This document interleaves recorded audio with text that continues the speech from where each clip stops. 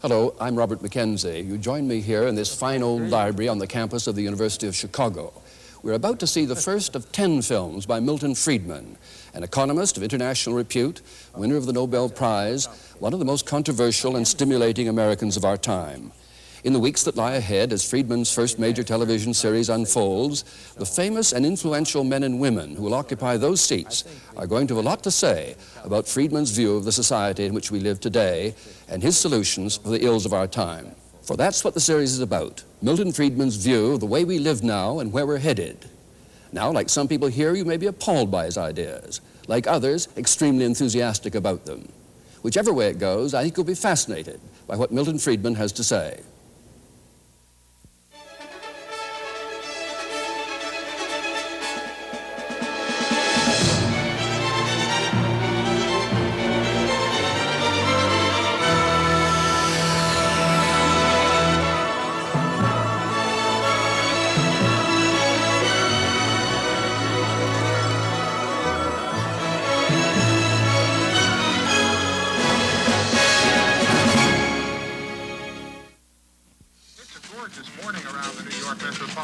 Skies are sunny now, a little bit of cloudiness over the eastern end of Long Island, a patchy fog out there. Boy, we've got some lovely weather to talk about, and I think I promised you this back at the beginning of the week. Once, all this was a swamp, covered with forests. And that's what essentially is the Canarsie Indians who lived here traded the 22 square miles of soggy Manhattan Island to the Dutch for $24 worth of cloth and trinkets. The newcomers founded a city, New Amsterdam, at the edge of an empty continent. In the years that followed, it proved a magnet for millions of people from across the Atlantic, people who were driven by fear and poverty, who were attracted by the promise of freedom and plenty. They fanned out over the continent and built a new nation with their sweat, their enterprise, and their vision of a better future. For the first time in their lives, many were truly free to pursue their own objectives. That freedom released the human energies which created the United States. For the immigrants who were welcomed by this statue, America was truly a land of opportunity.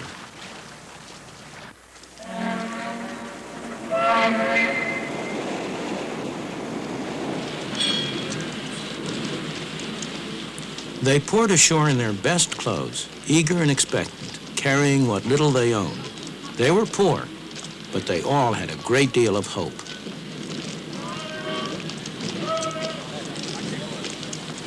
Once they arrived, they found, as my parents did, not an easy life, but a very hard life.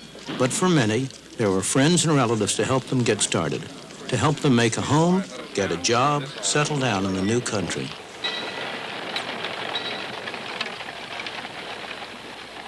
There were many rewards for hard work, enterprise, and ability. Life was hard, but opportunity was real. There were few government programs to turn to and nobody expected them. But also, there were few rules and regulations. There were no licenses, no permits, no red tape to restrict them. They found, in fact, a free market, and most of them thrived on it. Many people still come to the United States driven by the same pressures and attracted by the same promise. You can find them in places like this. It's Chinatown in New York, one of the centers of the garment industry, a place where hundreds of thousands of newcomers have had their first taste of life in the new country. The people who live and work here are like the early settlers. They want to better their lot, and they're prepared to work hard to do so.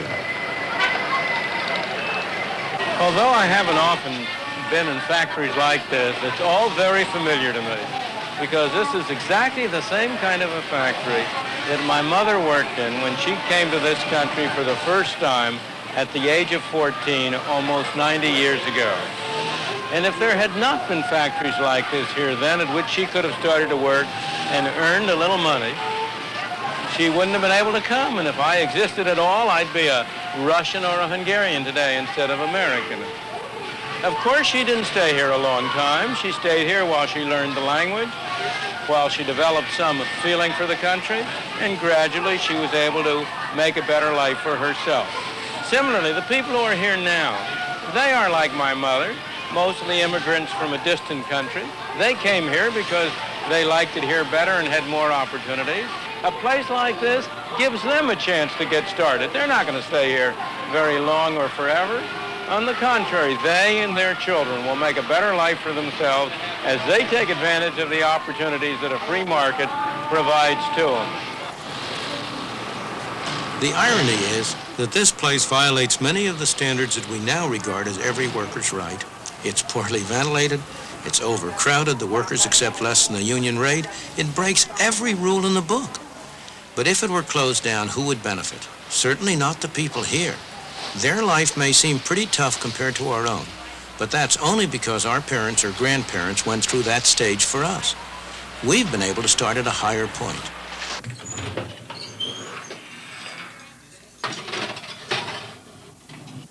Frank Fazeli's father was 12 years old when he arrived all alone in the United States. He'd come from Sicily.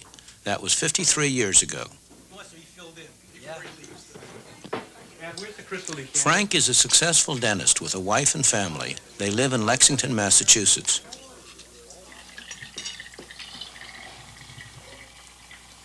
Fine, one bottle fills the whole decanter.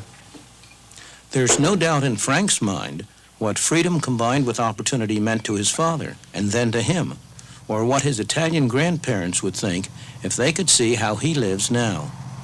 They would not believe what they would see, that a person could immigrate from a small island and make such success out of their life, because to them they were mostly related to the fields, working in the field as a peasant.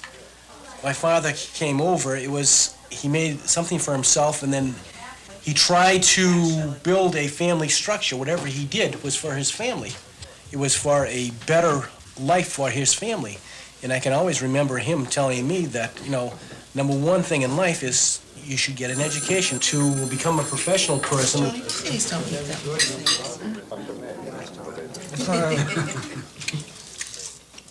The Vasali family, like all of us who live in the United States today, owe much to the climate of freedom we inherited from the founders of our country, a climate that gave full scope to the poor from other lands who came here and were able to make better lives for themselves and their children.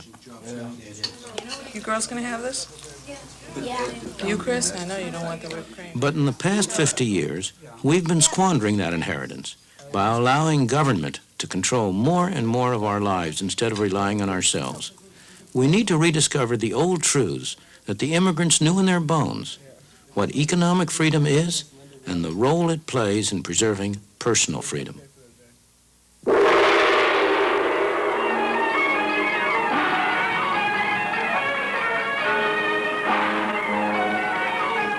That's why I came here to the South China Sea. It's a place where there's an almost laboratory experiment in what happens when government is limited to its proper function and leaves people free to pursue their own objectives.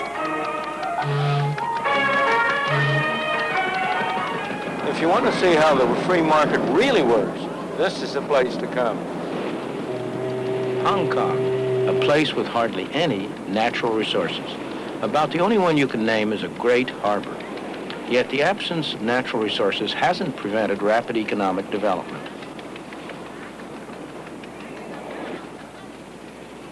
Ships from all nations come here to trade because there are no duties, no tariffs on imports or exports. The power of the free market has enabled the industrious people of Hong Kong to transform what was once barren rock into one of the most thriving and successful places in Asia.